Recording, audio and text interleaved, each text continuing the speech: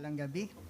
If you have your Bible with you po, sama-sama po natin basahin ang salita ng Panginoon. Matatagpuan po natin sa Ephesians chapter 2, verses 11 to 22. Amen. Can we read po? 3, 2, 1. Therefore, remember that at one time, Gentiles in the flesh, called the circumcision, by what is called the circumcision, which is made in the flesh by hands. Remember that you were at the time separated from Christ, alienated from the commonwealth of Israel, and strangers to the covenant of the promise, having no hope and without God. Now in Christ Jesus, you who once were far off have been brought near by the blood of Christ. For he himself is our peace, who has made us both one, broken down in his flesh the dividing wall of hostility, by abolishing the law of commandments expressed in ordinance, that he might create himself one new man in place of the two, so making peace, and might reconcile us both to God in one body through the cross, thereby killing the hostility.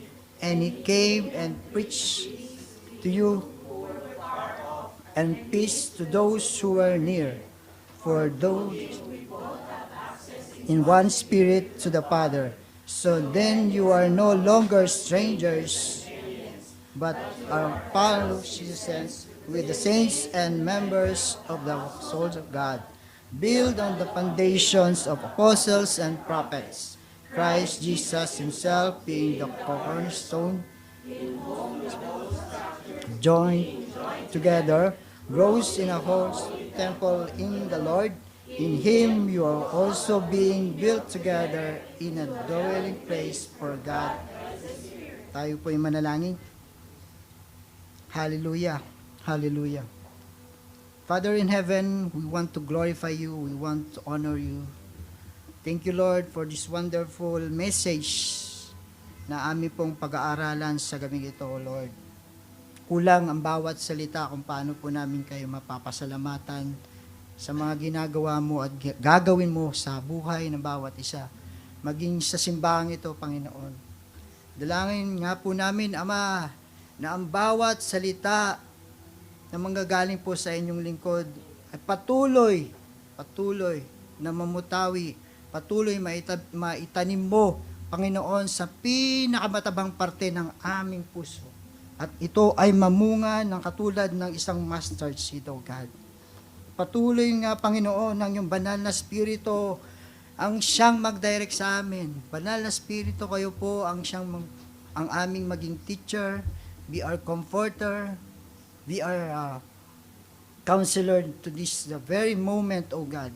At patuloy nga, O Diyos, na walang ibang maitaas sa kalagitnaan ito, O Lord, kundi ang pangalan lamang ng aming Diyos na tagapagligtas na sa Kristo.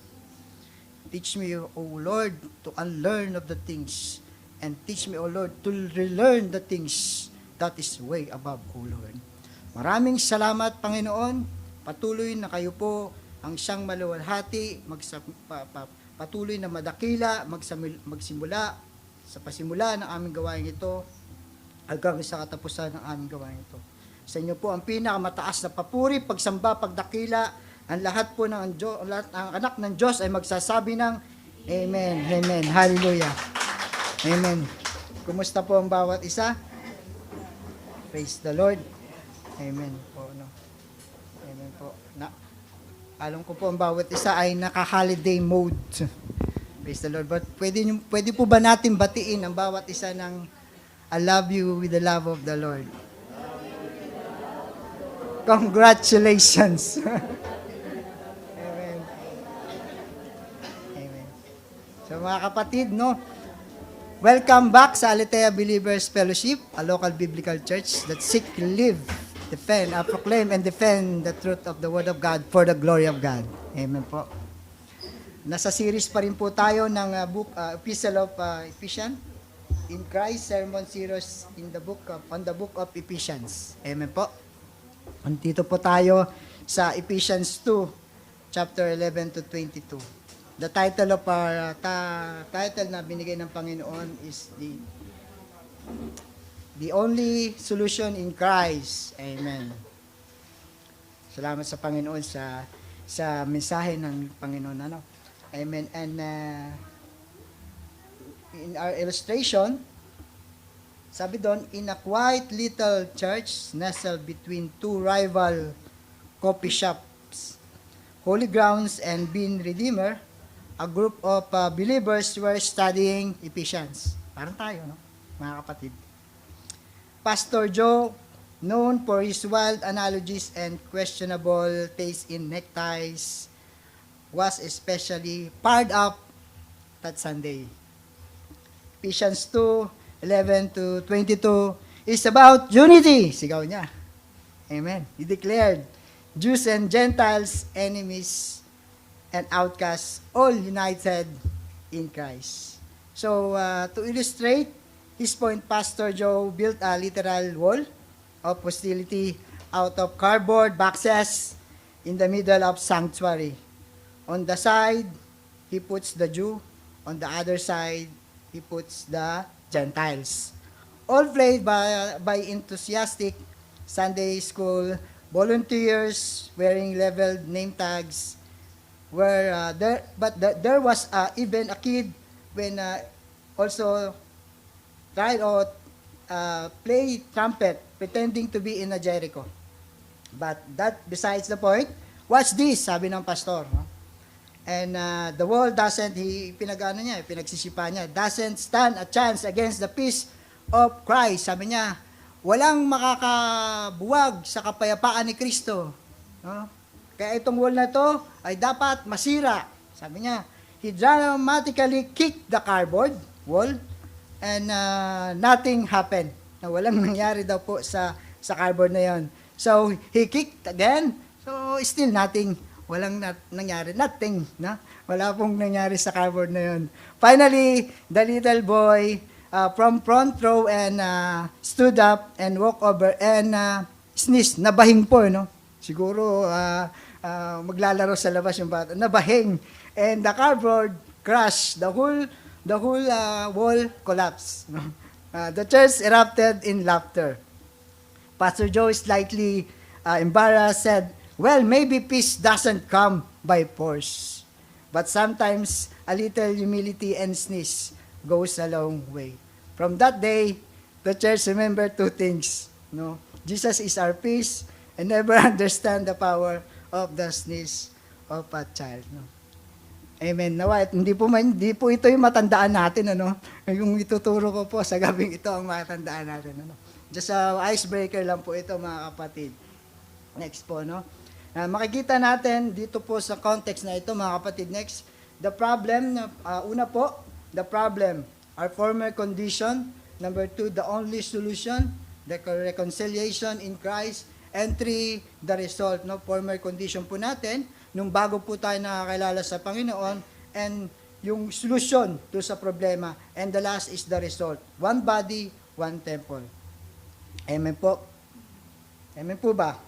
Amen.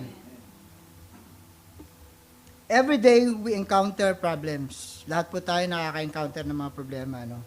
Problems are inevitable in a world where evil exists. But those is one problem bigger than all others. Humanity's separation from God and from each other. Amen po. Paul addressed this ultimate problem and reveals God's powerful response. Peace through Christ. Paul shows us who we were before Christ and what God has done through Christ and what we have become in Christ. This passage outlines the dire spiritual conditions of the Gentiles and Jews. With God's intervention and unity, we now have as one body in Christ. Amen. Una po, the great problem. Sabi doon, no, mga kapatid, the great problem.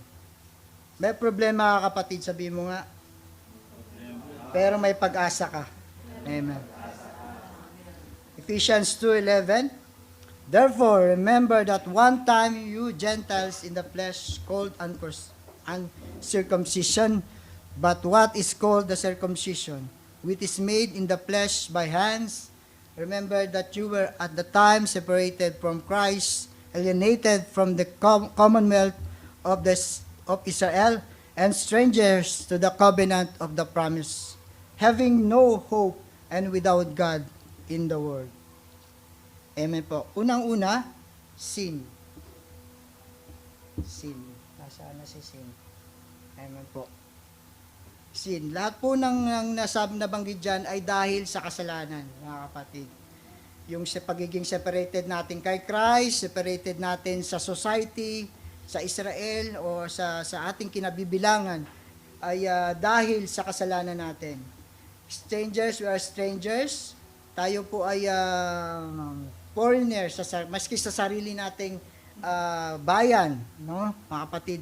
Yung pangako ng Panginoon na kaligtasan, tayo po ay nalayo, no? Wala tayong pag-asa noon po tayo ay hindi nakakilala sa Panginoon.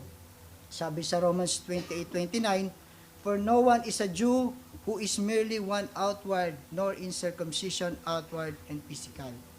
But a Jew is one inwardly, and circumcision is a matter of the heart, by the Spirit, by the letter. His praise is not from man, but from God. Amen. The only difference, mga kapatids, ng Jews at ng Gentiles is only physical. Yung foreskin, circumcision, pagtutuli, no, na nire-required na because of the covenant na binigay po ng Panginoon kay Abraham. Amen. And sabi doon na kapag hindi ka circumcised, outcast ka sa society or sa lipi ng Israel, mga kapatid. No? Paul reminds us that what truly matters is the outward ritual, isn't the outward ritual, but inward transformation. A heart circumcised by the Spirit. Amen? Paul reminds the Gentile believers to remember who they are. Pakisabi mo nga sa katabi mo, tandaan mo kung sino ka noon. No, pinapaalala niya, no? Ano yung kalalagayan mo noon nung ikaw ay namumuhay pa sa kasalanan? No? Circumcision of the heart is more important than the circumcision of the foreskin. Balat lang yun. Good works, no? Kasi po yung mga Israelita, bago ka po maka-anib or bago ka maging believers, kailangan mo magpatuloy o magpa-circumcise. No? Sin? Nasa sin na po, pwede po ano. Next po. Sin, no? Sa sin po, there's no distinction, mga kapatid.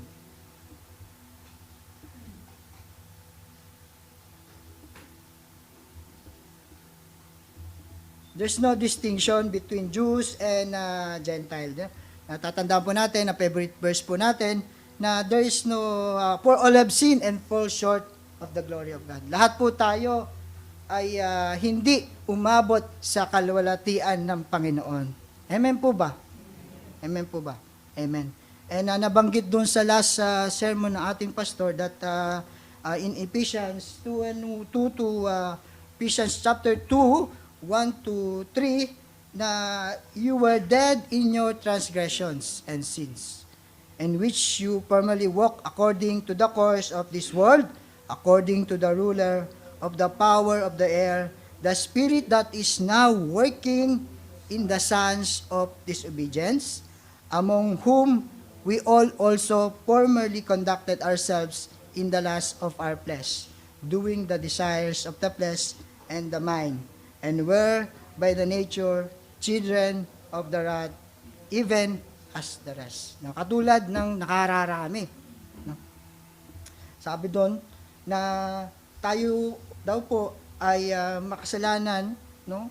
Tayo po ay nagtransgress na nalapastangan natin yung hari ng mga hari, banal sa lahat ng mga banal, nag-iisang banal. No?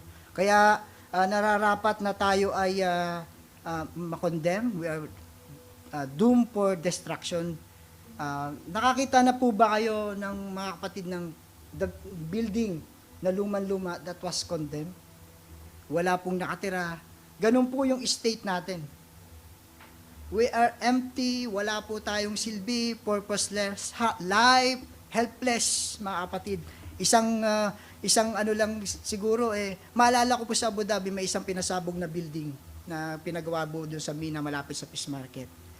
Araw-araw, pag pupunta po kami doon, ay nakikita po namin na napakalaki ng building. Hindi pa tapos, pero wala po siyang silbi. No, we are just like this building na walang silbi, walang purpose. No? Sabi doon, sin is to state, God, I do not want to be my king. I do not want to be you, my king. I prefer kingless kingdom, or better still, a kingdom in which I am a king. Yung gusto natin na tayo nasusunod sa sarili natin nung tayo po ay wala pa kay Kristo. Ito po yung former condition natin. Yung nasusunod natin, yung gusto natin, yung desire natin. Lord, ako naman to hindi naman ikaw to. No? Nagpakahirap ako sa buhay na to, dumating ako sa age na to. Lord, wala ka naman dito no? Maski sa magulang natin, ganun tayo Tay, Nay, pabayaan niyo na ako. Gusto kong mamuhay mag-isa. I want to be alone. Pero ang Diyos, no? Hindi niya ipipilit yung sarili niya because the freedom na pinigay niya sa atin. Amen po ba? Amen po ba? B, separation from Christ. Yung sin, lahat po ng nangyari, yung resulta ng separation, alienated, dahil sa kasalanan ng tao. No? Amen. Tinatawag ko nga po ito na fruit of the bad spirit. Kung may prutas ng banal na spirito, ay ito po yung prutas naman ng bad spirit ng bibig. B, separated from Christ. Naturally, and inevitably, tayo po lahat ay separated kay Kristo nung wala pa po tayong totoong relasyon sa Panginoon. And just to add up as my personal testimony sa inyong mga kapatid, my life was is a mess, no? Is a mess. Ang message na to, my message is a message pointing to Jesus Christ. Not the gospel. My message is not the gospel. But my message is pointing to Jesus Christ. Na totoo po ang pag-ibig ni Kristo. Naranasan ko, mga kapatid, I was wrenched. Walang direksyon ang buhay ko. I still remember the time na buhay na wala kay Kristo, mga kapatid. Buhay na walang pag-asa.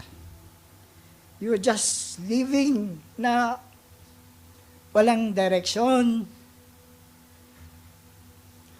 Walang pag-asa, mga kapatid. I saw my life there. No. Bonus na lang yung pagtayo ko lang dito, no. Kapatid, ginagamit ako ng Panginoon. But when I'm looking what happening, natatandaan ko, I'm totally wrenched, insolent, arrogant. I'm least among the least. I'm least. Lahat ng tumatayo dito. Wala akong karapatang tumayo dito, mga kapatid. Pero dahil sa awa, biyaya ng Panginoon, I can testify that God, Jesus is alive. Jesus is true. Jesus is the way, the truth, and the life. Amen. Hallelujah. Totoo ang pag-ibig ng Panginoon. Kaya kapatid, sabihin mo sa kapatid mo, huwag ka nang babalik dun, ha? Amen. Next. Amen. Pagpaumanin niyo po, naging emotional ako. Because pag ako po ay naalala ko yung mga nangyari sa buhay ko, I can't stop crying. Naalala ko kung paano ko inahon ng Panginoon from the pinaka mababang bahagi ng aking buhay. I'm nothing. Wala talaga. Walang may pagmamalaki. But, I'm still nothing pa rin. Pero sa biyaya ng Panginoon, tayo po'y nakatayo para ipagsigawan ang kabutihan ng Panginoon. Amen. Amen. Excluded from the citizen in Israel. Gentiles are considered excommunicated or excommunicado from the civil society and church unless kung magko-conform po sila sa tinatawag na Judaism rules or laws like the circumcision. Kung magpapatuloy sila, ay in ka na. No, maraming mga ganyan eh. Para maging in ka, gagawin mo yung gusto nila. No? Mamaya, i-expand po natin in details. All Jews are considered Gentiles, which is ethnos in Greek. Ibig sabihin, lahat ng bansa ay tinatawag na Gentiles. No? Excluding the Israel. They are considered unclean. No, makikita natin din next po.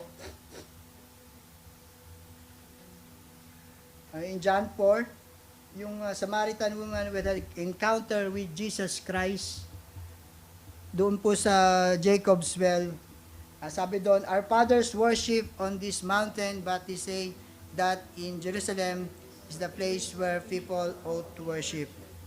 John 4:20.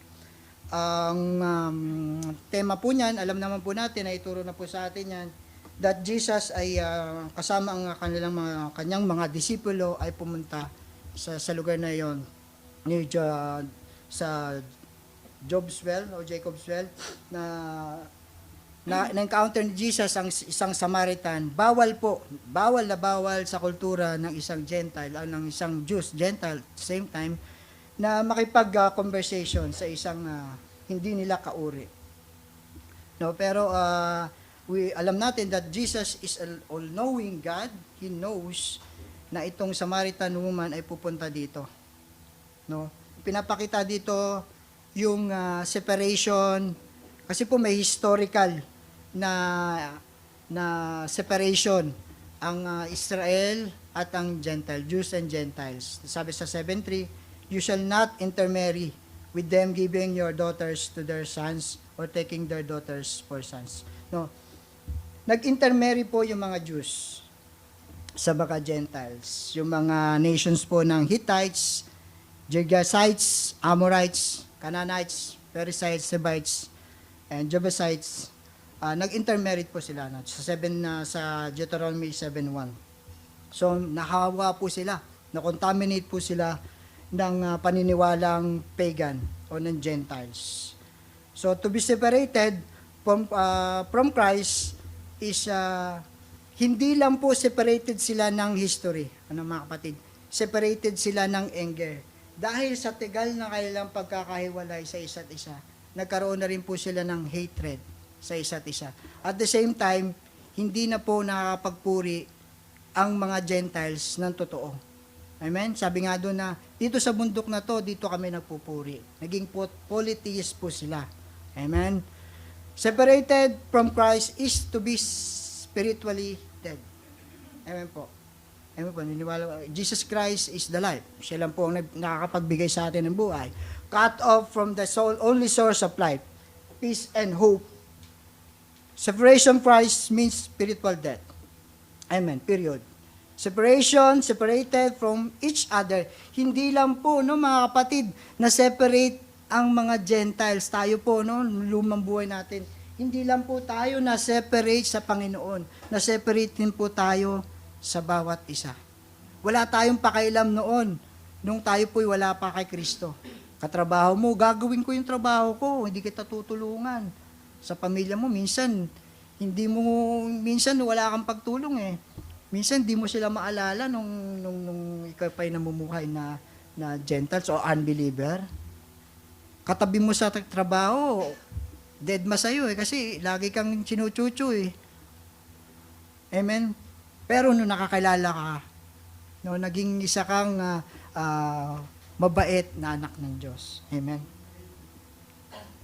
Sabi nga ni Lewis that there is no inner ring Mamaya papaliwanag po natin yung anong ibig sabihin ng inner ring. No? Yung inner ring na yon. See, excluded from the citizens in the Israel. Amen po. Gentiles are considered excommunicated from the society and church unless they conform. Amen po. Naano na yan yata. Foreigners to the covenants of the promise. Tuloy po tayo. Sa din na po. Separated and excluded na nabanggit na po yan. Pwede tayo dyan? Diyan po yan. Sa excluded. Excluded from the citizens in the Israel. Ito po, no? Makikita natin na mga kapatid, idali mo nga po dun sa may babae na kaluhod. Yan. No? That di ba sinabi natin kanina that the Gentiles are considered unclean. They also labeled as dogs. Oh, sabi dito dun sa ating illustration from the Bible itself, sa Matthew, Gospel of Matthew. And he answered, "It is right. It is not right to take the children's bread and throw it to the dogs." Sabay-sabay po natin sa basahin. She said, "Yes, Lord. Yet even the dogs eat the crumbs that fall for that." Amen. No. Si Jesus po, he is affirming. Hindi niya po pinapaya yung Canaanites, no? Kasi dumating po yung Canaanites woman na dala-dala yung kanyang anak na inaalihan ng masamang espiritu. But he confirmed the faith ng isang tinuturing na aso sa lipunan. No, ibang aso po, no, kasi ngayon yung aso po na ating na alam na ay yung inaalagaan. But yung aso po, yung dogs na tinuturing nung araw, dahil yung mga askal na mga asong gala, marumi po 'yon. Pag nakagat ka noon, may rabies 'yon. Tsak, tetano ka, mararabis ka. No? Ito po yung dito pinapakita ng ating Panginoon sa kanyang ministry, sa kanyang pagpapagaling, pagpapalayas ng demonyo, pagpapalaya ng mga naaniban o sinaniban ng demonyo, na ang kaligtasan ay hindi lang para sa mga Jews or sa mga believers, kundi sa mga unbelievers din. Amen po ba? Sabi doon, no, Lord, even the dogs eat the crumbs that fall from their master. Alam po nung ng Canaanites woman na yan, na ang promise of salvation ay para lang sa Diyos. But yet again, sabi niya, nagmamakaawa ako, Panginoon, sa iyong healing, sa iyong salvation, na kami rin makasalanan, ay magkakaroon ng tunay na kaligtasan. Sabi ng Panginoon, yes, your faith makes her heal.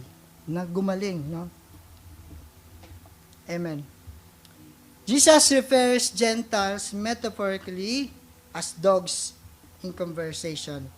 But importantly, he ultimately praised her faith and grant her request, challenging the Jewish prejudices and showing that God's grace extends to all.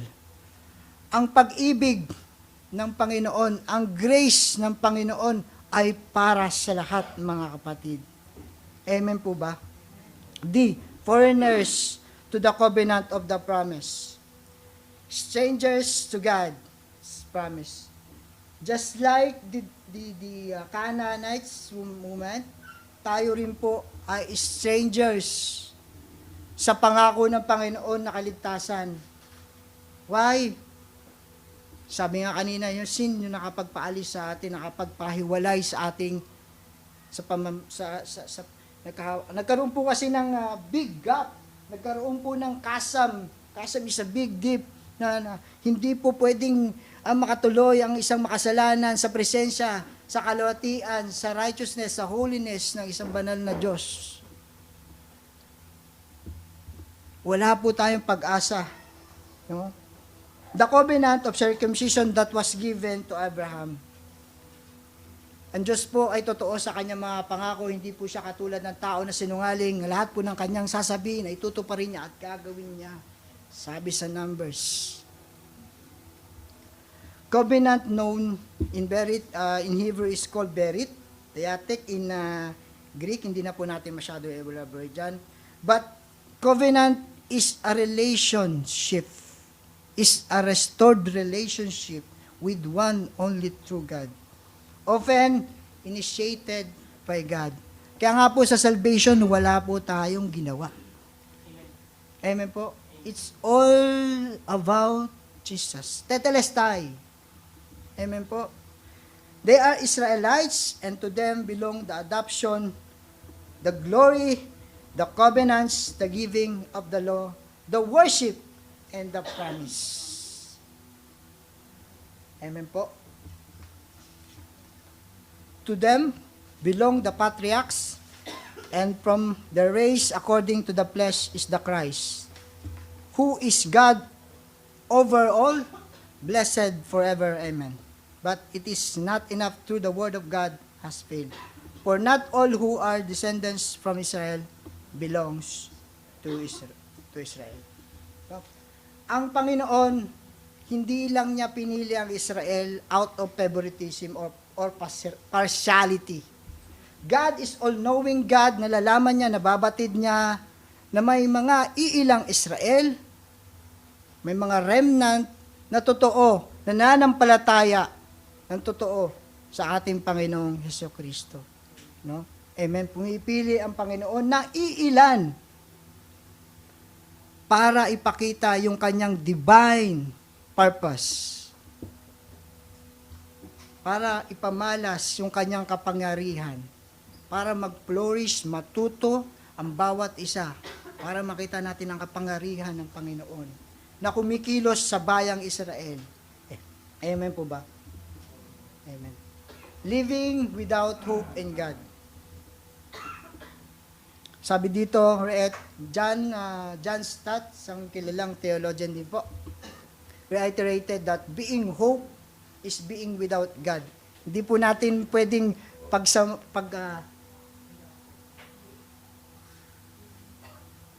hindi po natin pwedeng paghiwalayin yung hope and God. Magkasama po yan. It is inseparable. Pay Diyos ka, may pag-asa ka. No, kaya po tayo nung lumang buhay po natin, wala po tayong pag-asa, mga kapatid. We are living in a hopeless life. No, sabi nga sa John 5:13, I write these things to you who believes in the name of the Son of God, that you may know that you have eternal life. Pag sinabi po kasing hope, may assurance kasi, di ba sa Hebrews 11:1 po, no? The things, no, we are assured na kahit natin hindi natin nakikita, lalakarin natin, Lord, I will do it for your glory. Kahit di natin alam yung kakahinatnan nung inuutos sa atin ng Panginoon, Lord, we will obey. That's faith, that's hope. Because we have Jesus that pinakita niya na siya talaga yung hope. Namatay siya, nabuhay siya. That's hope with us. So, in the due time, tayo po ay makakasama ng ating blessed hope assurance. Amen.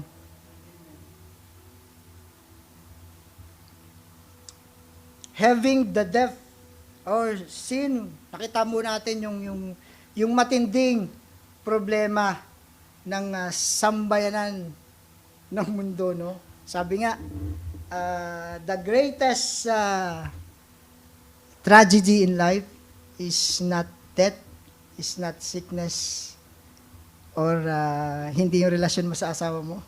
But the greatest the greatest tragedy in life is separation from God. Wala kang tunay na relasyon apart from Jesus Christ. So living without Jesus Christ. No, nakita natin yung tayo noon nang hindi pa nakakilala sa Panginoon. Now, pangalawa, dumako naman po tayo sa solusyon. Ano pong naging solusyon ng Diyos Ama? God's solution is peace, yung kapayapaan ni Kristo. Reconciliation through the blood of Christ. Sahin po natin.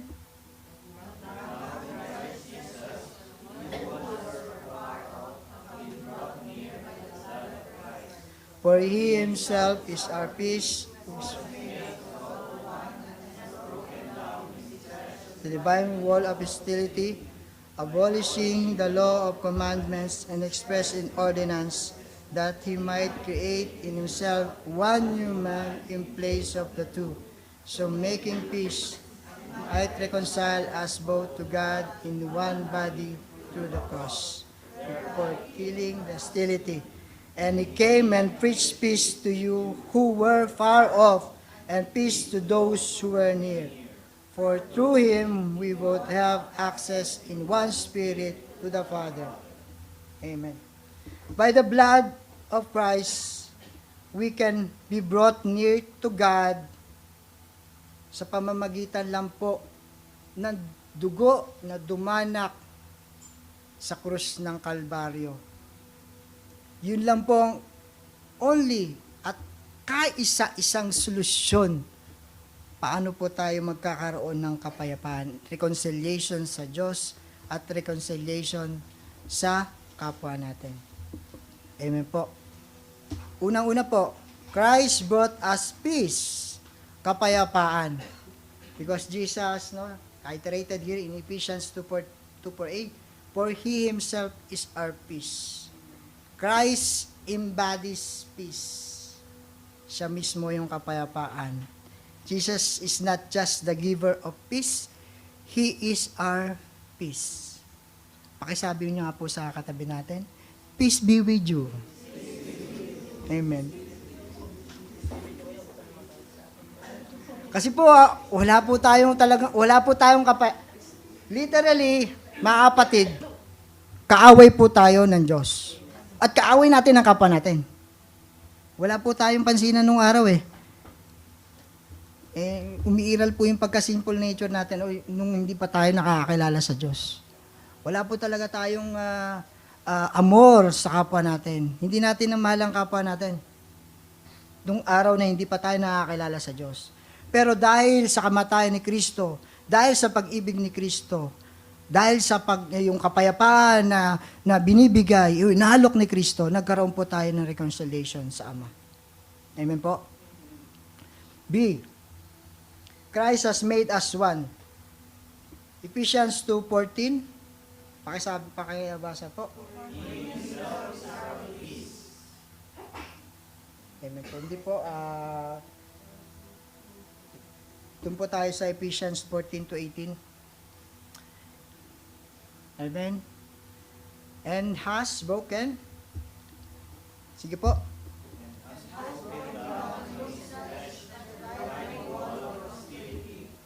Abolishing the law of commandments and expressed in ordinance, that he might create himself one new man in place of the two, so making peace, and might reconcile us both to God in one body through the cross, therefore killing the hostility.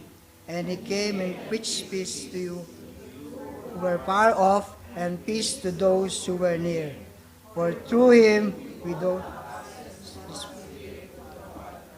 Amen.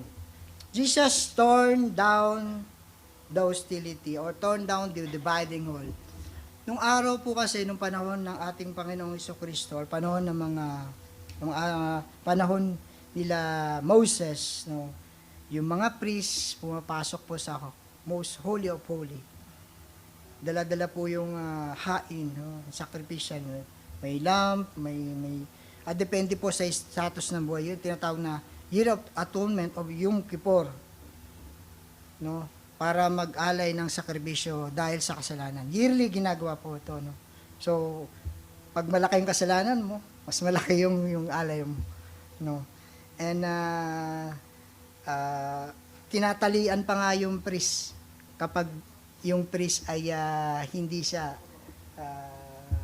holy, hindi siya righteous, or is also unclean or contaminated. Namamatay doon, hinihila na lang ng mga Levites. Praise be to God, mga kapatid. Wala nang ganun. Hindi na tayo yearly mag-aalay ng sakripisyo.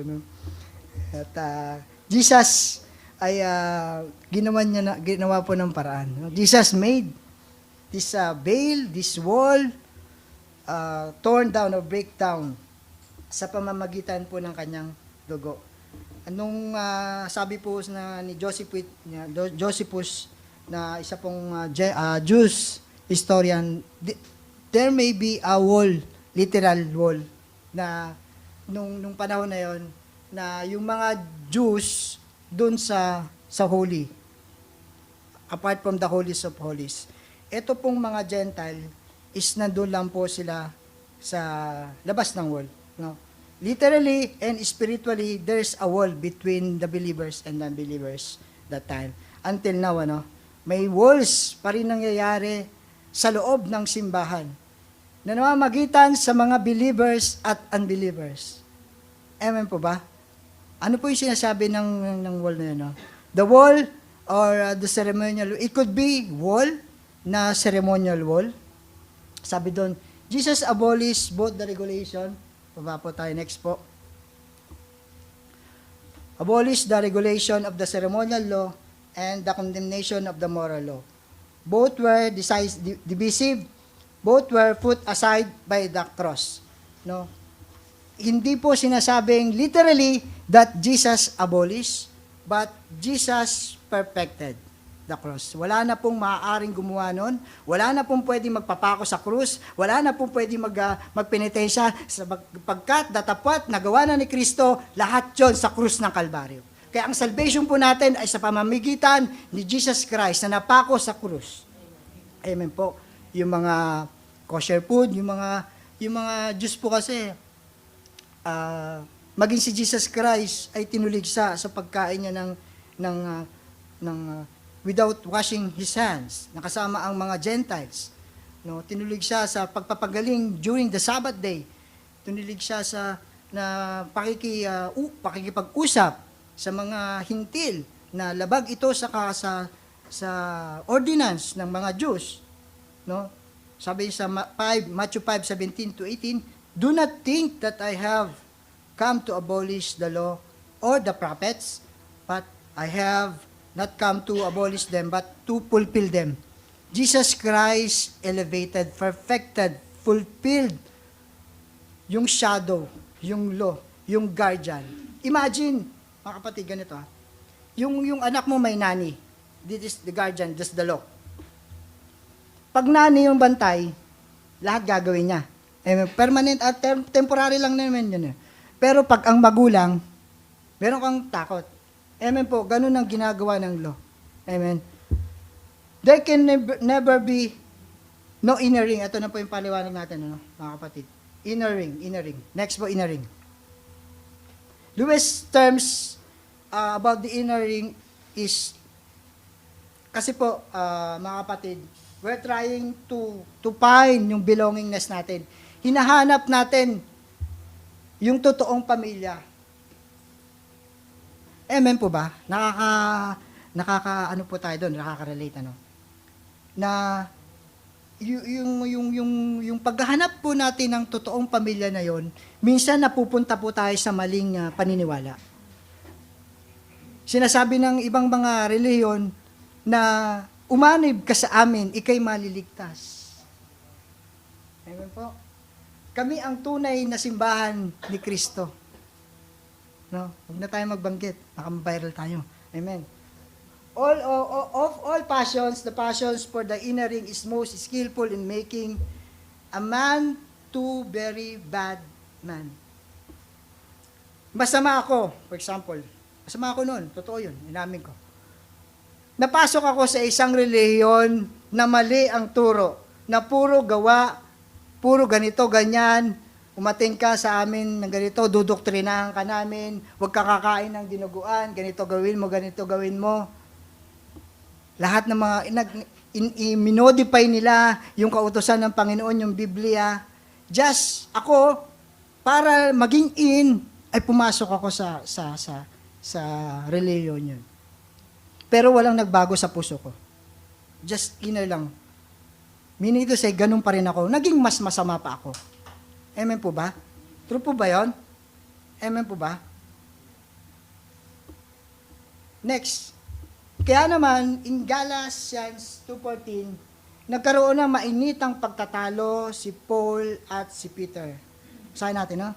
But when I saw that their conduct was not in step with the truth of the gospel, I said to Cephas, which is Peter, before them all, if you though a Jew live like a Gentile and not like a Jew, how can you force a Gentiles to live like a Jews? Ito po, ikaw Peter, namumuhay Jews ka, believers ka, pero namumuhay ka na unbeliever. Paano mo mapapaniwala ang isang unbeliever na mamuhay or maging isang believer na katulad mo? Ang context po yun mga kapatid, ganito. Di ba po si Peter ay inutusan ng Panginoon na i-evangelize o pumunta sa bahay ni Centurion sa Acts 10. Nag-transform po o na-convert po yung Centurion na yon. And dito po sa tagpong ito, dumating po, di sa Galatia na po, no? Dumating po yung mga tauhan or mga grupo ni James na sinasabi, ang totoong gospel ay circumcision. Ang totoong gospel ay good works. Good works muna, bago ka maligtas. Pero sabi ni Paul, it's by faith. It's by faith, through faith to Jesus Christ. It's by grace through faith. Di ba po? Sa Ephesians 2:8-9, it's by grace you have been saved through faith, not by our own doing, so that no one can boast. Ipagmamalaki mo Ipagmamalaki mo yung inner ring. Kami lang dito ang maliligtas. No? Biruin mo, nagpa-circumcise sila, nag-good work sila, pero may wall pa rin. May wall pa rin na dividing wall na they are feeling superior or spiritually elitism. No? Superior na kami lang, sa amin lang binigay yung Messiah. Sa amin lang matatagpuan yung salvation. Hindi ko kasali. Amen? Ito po, isa pa, si Jonah. Si Jonah, inutusan ng Panginoon na pumunta sa Nineveh. Pero anong ginawa niya? Nagdalawang isip siya, pero pumunta pa rin siya. Pinoclaim niya yung gospel. Pero nung nangyari, tumanggap itong mga Nineveh, naniwala sa Diyos, na buhay. But, nagalit si Jonah. Lord, sinasabi ko na nga ba ipapairal mo yung kaawaan, yung awa sa mga makasalanan ngayon na yun Ganun din sa atin mga kapatid, minsan gusto natin ipalo yung yung judgment Nagiging judgmental tayo sa mga tao na makasalanan. But yet again, yung awa ng Panginoon, yung mercy niya, yung love, pinapakita niya sa lahat, hindi lang sa mga believers. Amen po.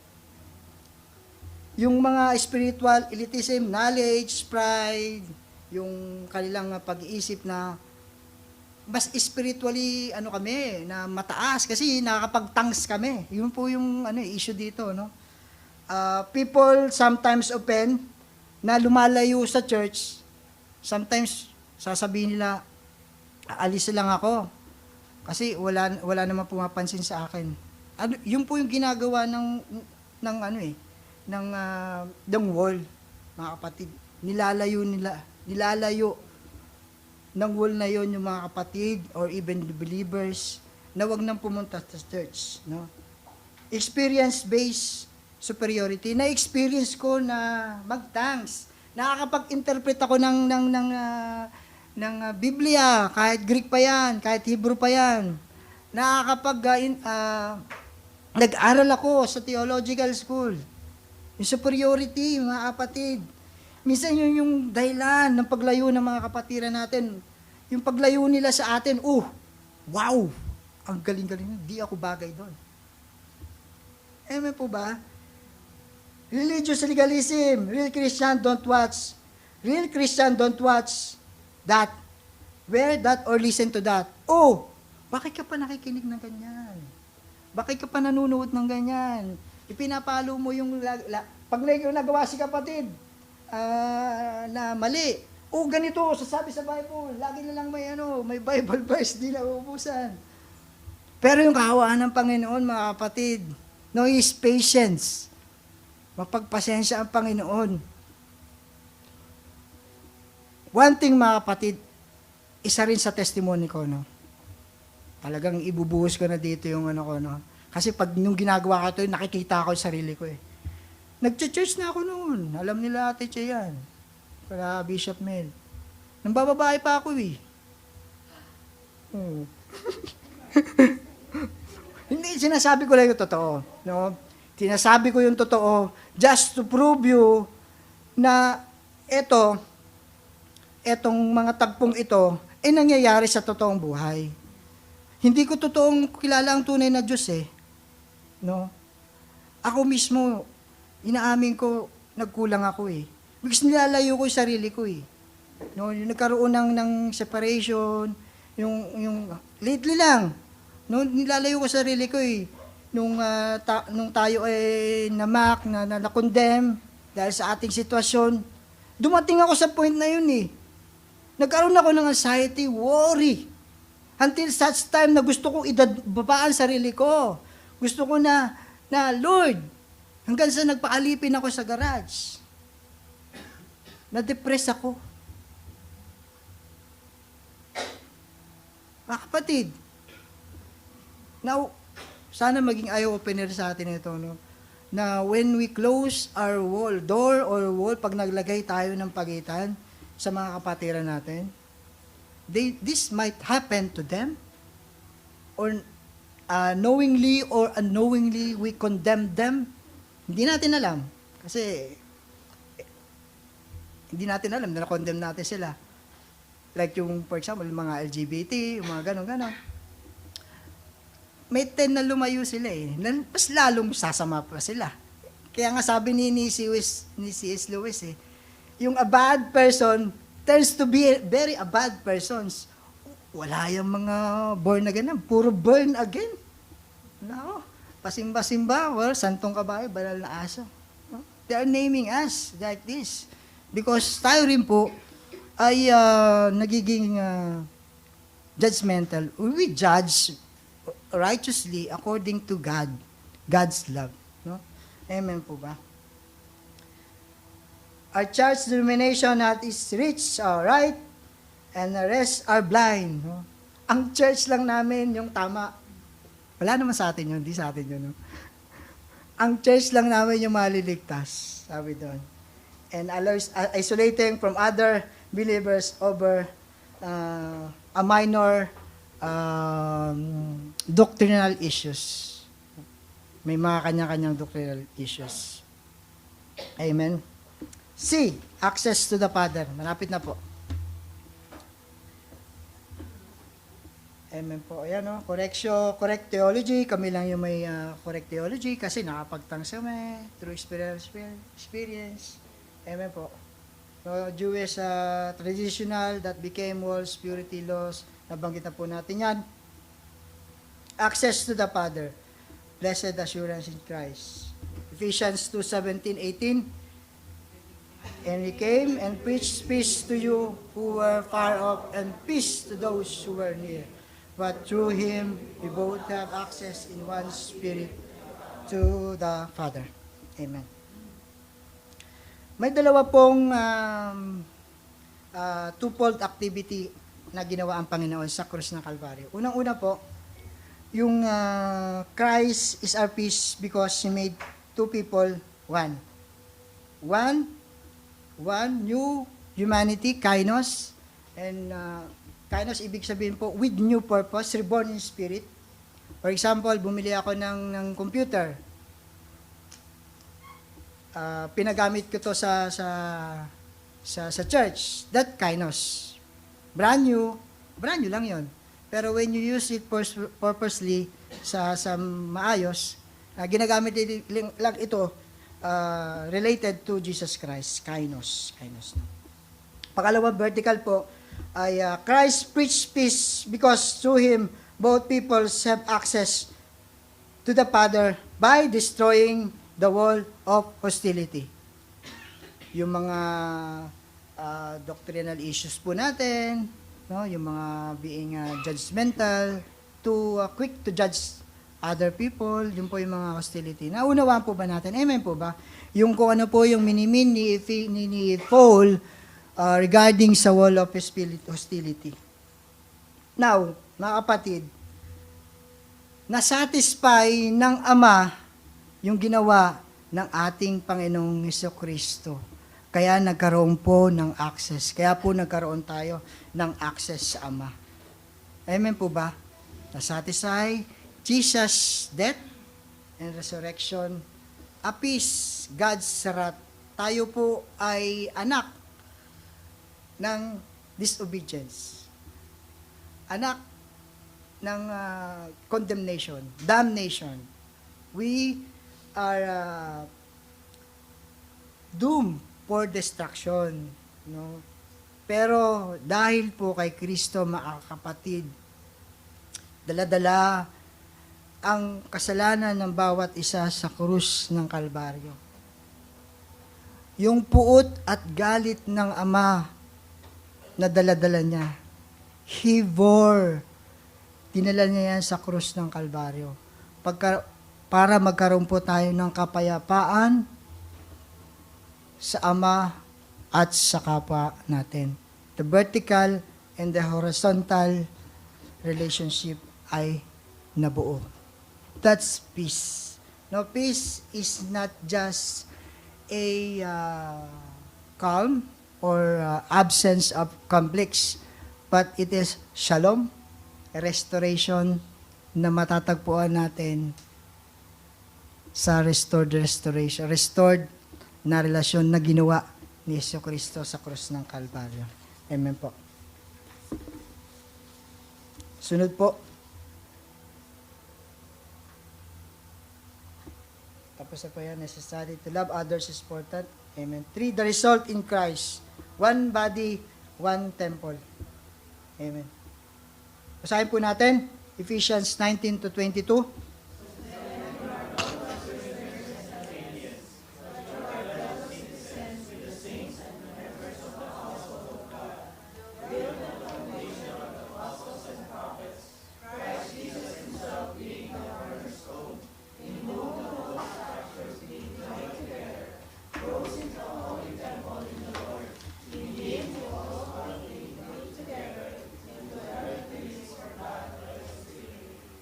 Amen. Now believers are no longer, or the unbelievers are no longer foreigners and strangers or alienated from God and from each other, no, mga kapatid. Before, no, dun po sa Roman, during that time, may secondary citizen po. No, yung ginawa ni Kristo, nawala po yun, na-abolish na po yun, at ang Jews at Gentiles, same as believers and unbelievers, and naging isa po sila, no? And can now share spiritual blessings. Now they are called believers, no?